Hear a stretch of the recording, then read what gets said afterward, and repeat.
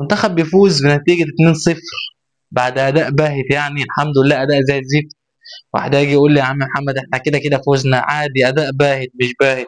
أقول لك لا، المشكلة مش من الماتش ده ولا التاني، المشكلة أنت هتروح تعمل إيه؟ أنت هتروح تعمل إيه بالأداء ده؟ أنت كده هتخسر 3 ماتشات وتيجي، أنت هتروح تعمل إيه؟ ولا هتعمل أي حاجة. واحد هيجي يقول لي المهم إن احنا فوزنا وخلاص، أقول لك والله ما هتعمل حاجة. سيبك من كأس العالم، أنت مش هتعمل حاجة في أفريقيا أصلا. يعني افريقيا كمان شهرين والله ما هتعمل حاجه. ايه الحلو في اسامه فيصل ان انت تلعب يعني انت تلعبه وتطلع مصطفى محمد؟ ايه الميزه في اسامه فيصل مش مصطفى محمد؟ اقنعني، انا عايزك تقنعني، اللي بتشجع كوره او اي حد بيسمع الفيديو، اقنعني ايه الحلو في ده مش في ده. حسام حسن بيعك. انا عندي راي برضو ان حسام حسن يعني ما فيش حاجه، ما فيش تكتيك، ما فيش حاجه اصلا تشدك انت تسمع المنتخب.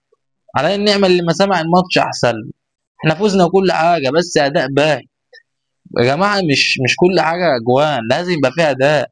انت قدام فرقه كبيره مش هتعرف تعمل حاجه من ابو اخر يعني، وبس.